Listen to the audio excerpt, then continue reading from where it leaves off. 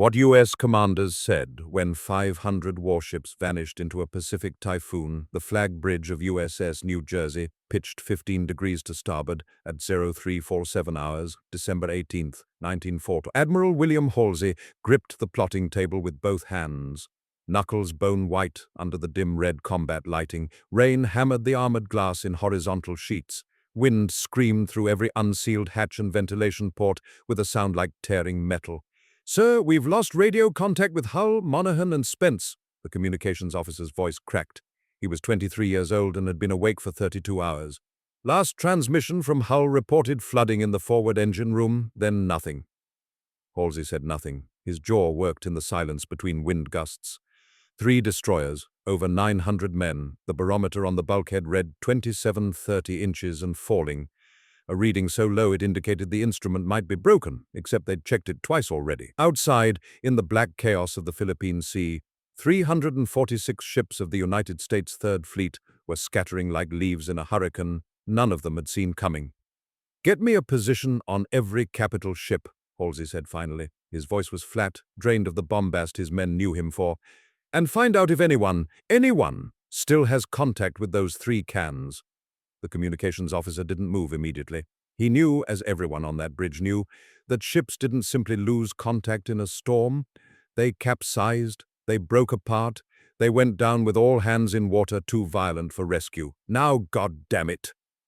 Outside, somewhere in the howling darkness, the most powerful naval fleet ever assembled was being torn apart by a storm that shouldn't have existed. And the man who'd led them into it had just realized he might have killed more Americans in a single night than the Japanese had managed in months. 4 days earlier, the Third Fleet had been riding high on the greatest naval victory in American history. The Battle of Leyte Gulf had shattered what remained of the Imperial Japanese Navy. 4 Japanese carriers sunk, 3 battleships destroyed, 10 cruisers sent to the bottom. Halsey's aggressive pursuit of the enemy carriers had drawn criticism. Some said he'd nearly allowed a Japanese force to slip through and devastate the landing beaches at Leyte. But Washington didn't care about the details. They cared about results, and Halsey had delivered the kind of decisive victory that made headlines back home.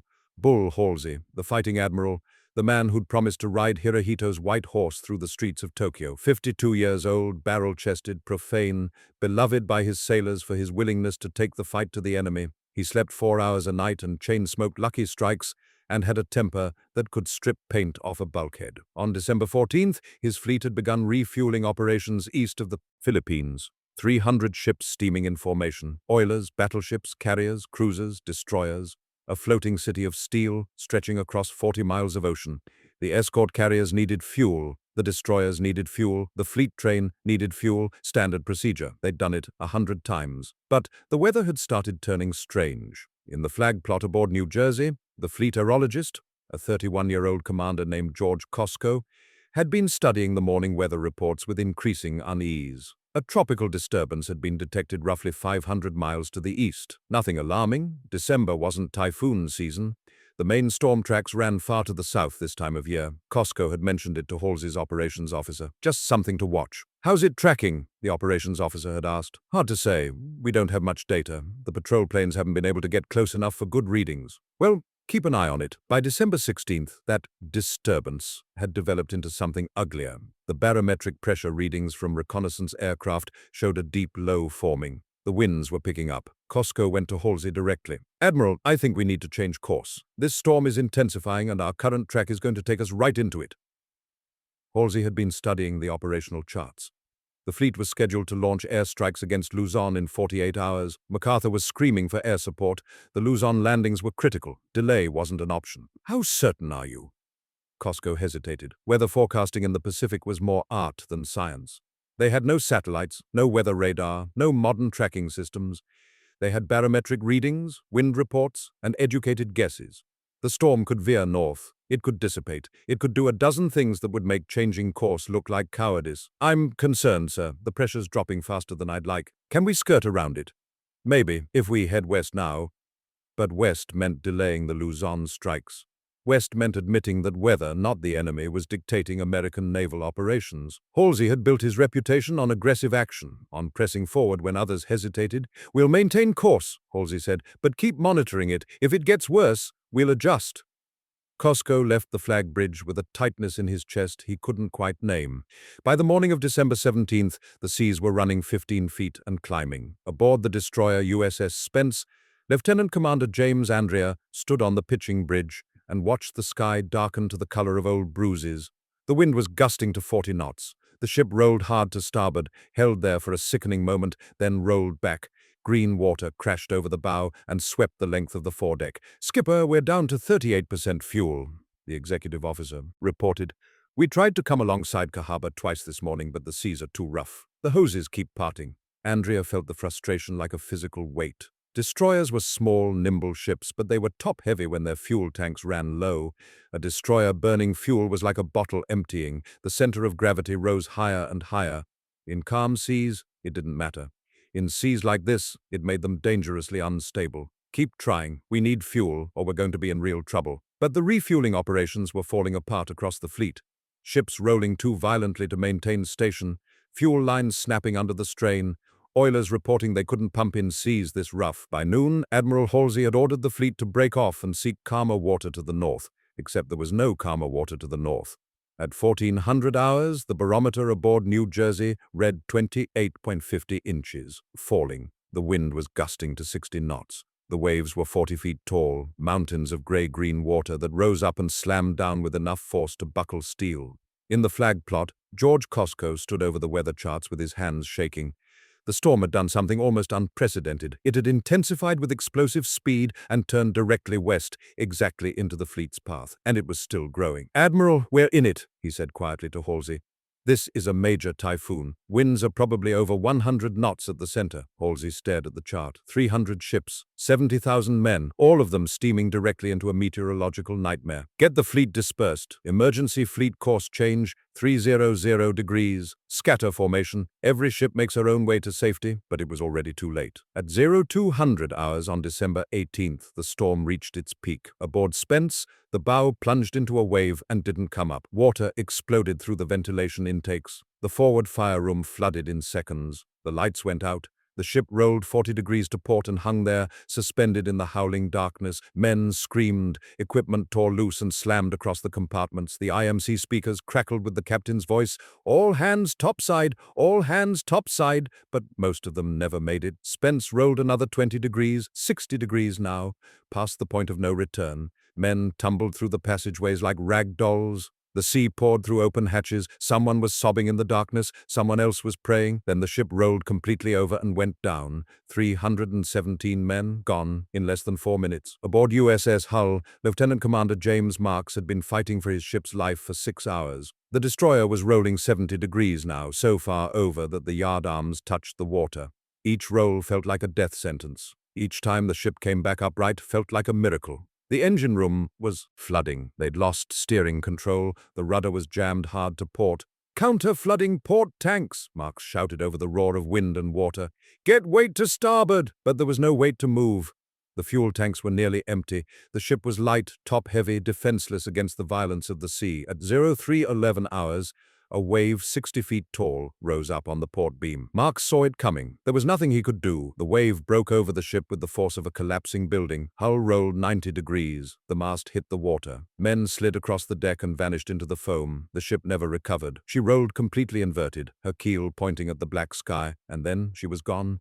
202 men went down with her. 62 survived, scattered across miles of raging ocean, clinging to debris in darkness so complete they couldn't see their own hands. USS Monaghan capsized at 03:55 hours. 18 survivors. Across the fleet, ships that didn't sink were being torn apart in other ways. The light carrier Monterey caught fire when aircraft broke loose in the hangar deck and ruptured their fuel tanks. Flames swept through the ship's interior, while 50-foot seas crashed over her flight deck. Damage control parties fought the blaze in near-total darkness, the ship rolling so violently that men had to wedge themselves against bulkheads to avoid being thrown into the flames. Among them, a young lieutenant named Gerald Ford, who would later become the 38th President of the United States. He spent that night choking on smoke and dragging wounded men to safety. The escort carrier Cape Esperance lost 23 aircraft overboard, simply blown off the deck by wind that exceeded 140 knots.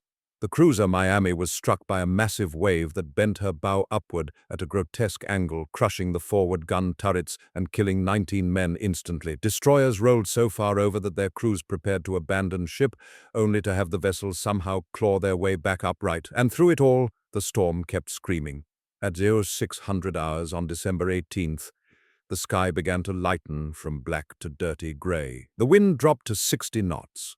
The seas remained enormous, 30-foot swells that rolled beneath the fleet in long, exhausted processions. But the worst had passed. Aboard New Jersey, Admiral Halsey stood on the flag bridge and watched his fleet reassemble. Ships limped into formation with their superstructures twisted and torn, aircraft carriers with their flight decks buckled, destroyers listing heavily, trailing oil slicks, and 3 destroyers that didn't answer at all. "Do we have a count?" Halsey asked. His voice sounded hollow. The operations officer checked his clipboard. "Still compiling, sir. We know we've lost Hull, Monaghan, and Spence. 9 other ships are reporting serious damage. Over 100 aircraft lost or destroyed. Casualties are extensive." Halsey closed his eyes. 790 men dead, drowned in a storm he'd led them into, not from Japanese bombs or torpedoes, from his own miscalculation. "And the Luzon strikes?" "Delayed indefinitely, sir. We need at least 4 days to reorganize and make repairs." 4 days. The same amount of time they'd lost running from the storm, time they could have saved if he'd listened to his aerologist on the 16th, if he'd made the cautious call instead of the aggressive one. The flag bridge was silent except for the wind and the creak of damaged steel. "Draft a message to CNPAC," Halsey said finally. "Report fleet casualties and request court of inquiry." The communications officer looked up sharply. A court of inquiry meant an investigation. It meant Halsey was admitting he'd made a catastrophic mistake. It meant his career, his reputation, might be finished. "Sir, are you sure?" "Just send it." By mid-morning, rescue operations were underway. Destroyers and destroyer escorts fanned out across the search area, looking for survivors in the heaving swells. They found men clinging to floating debris, men hallucinating from exhaustion and exposure, men who'd watched their shipmates drown and spent 10 hours alone in the darkness, certain they'd be next. Chief water tender Robert Stansel, pulled from the water after 12 hours, was so delirious he fought the sailors trying to save him. He kept screaming that the ship was going down, that they needed to abandon ship, that the captain was still below. It took 3 men to hold him down while a corpsman sedated him. Fireman First Class Joseph Guillot, one of 62 survivors from Hull, was found floating unconscious on a raft made from wooden planks and life vests. He woke up in the sick bay of USS Tabora and immediately asked if his best friend, Seaman Second Class Anthony Martinez, had been found. He hadn't. Martinez was 20 years old and had joined the Navy to escape a dairy farm in Wisconsin. His body was never recovered. By December 20th, the search was called off. The official count, 790 dead, over 80 wounded, 3 destroyers sunk, 9 ships heavily damaged, 146 aircraft destroyed, the worst non-combat loss in the history of the United States Navy. In Pearl Harbor, Admiral Chester Nimitz read Halsey's message and felt his stomach turn to ice. Nimitz had been Halsey's patron and defender throughout the war. He'd backed Halsey during the controversies at Later Gulf. He'd praised Halsey's aggressive instincts when others called them reckless, but this was indefensible. "How the hell did he steam into a typhoon?" Nimitz said to his chief of staff.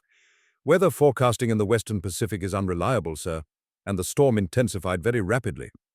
"That's not good enough." He had a fleet aerologist. He had reconnaissance reports. He had options. Nimitz walked to the window of his office and looked out at the harbor. Destroyers were precious. Trained crews were precious. This wasn't a tactical defeat. It was a preventable disaster. And in Washington, there would be hell to pay. "Convene a court of inquiry," Nimitz said quietly. "Full investigation. I want to know every decision that led to this." The inquiry convened on December 28th aboard the repair ship Cascade, anchored in Ulithi Atoll. For 2 weeks, officers testified about weather reports, refueling procedures, course changes, communication breakdowns. The testimony painted a picture of a disaster that was both unpredictable and entirely predictable. Yes, the typhoon had intensified with unusual speed. Yes, weather forecasting was imperfect. But also, Halsey had ignored his aerologist's warnings. The fleet had maintained course into deteriorating conditions. The decision to refuel in marginal weather had put ships in danger from the start. George Cosco testified that he'd warned Halsey on the 16th. He'd recommended a course change. He'd been overruled. "Did you press the issue?" the inquiry panel asked. "I made my concerns clear, sir." "But did you press the issue?" Cosco hesitated. How do you press an issue with an admiral like Halsey? An admiral who'd won Leyte Gulf, who'd smashed the Japanese fleet, who was a national hero? I expressed my concerns as strongly as I felt I could, sir. The court's final report, issued January 26, 1945, was devastating. The preponderance of responsibility falls on Commander 3rd Fleet Admiral William F. Halsey, Jr. While cognizant of the existence of the Typhoon, the Commander 3rd Fleet failed to take appropriate action to avoid the storm. This decision resulted directly in the loss of 3 ships and heavy damage to numerous others. But the report also noted, in light of Admiral Halsey's distinguished record and his aggressive leadership throughout the Pacific campaign, the court recommends no punitive action at this time. Translation: Halsey had fucked up. He'd killed nearly 800 men through bad judgment, but he was too valuable to lose. Nimitz read the report twice, then filed it away. "Send a message to Admiral Halsey," he told his aide. "Tell him I expect more caution in future operations, and tell him to listen to his goddamn weather officer." Halsey received the message aboard New Jersey on January 28th.